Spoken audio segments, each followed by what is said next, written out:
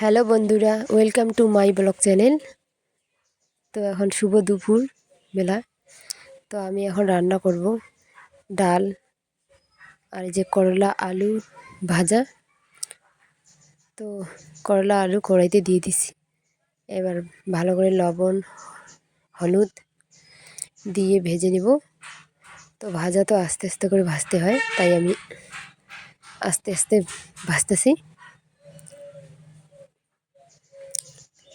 তো দেখো বন্ধুরা, আমার আলু করলার ভাজা প্রায় হয়ে গেছে।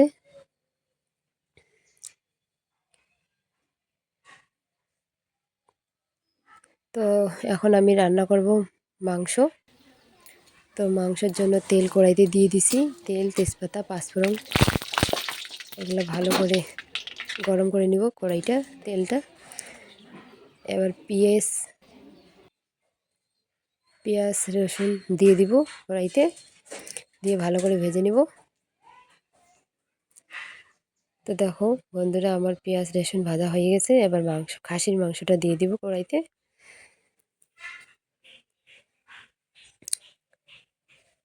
তো দেখো আমি মাংসটাও দিয়ে দিলাম। তো মাংসটাকে এবার ভালো করে ভেজে নেব।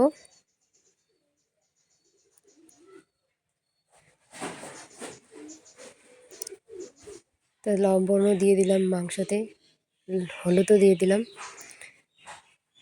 এই যে দেখো ভালো করে মাংসটা ভেজে নিচ্ছি।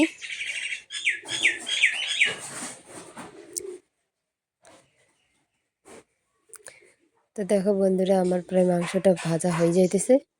মাংসটাতে তেল বেশি আছে, তাই তেল বার হচ্ছে।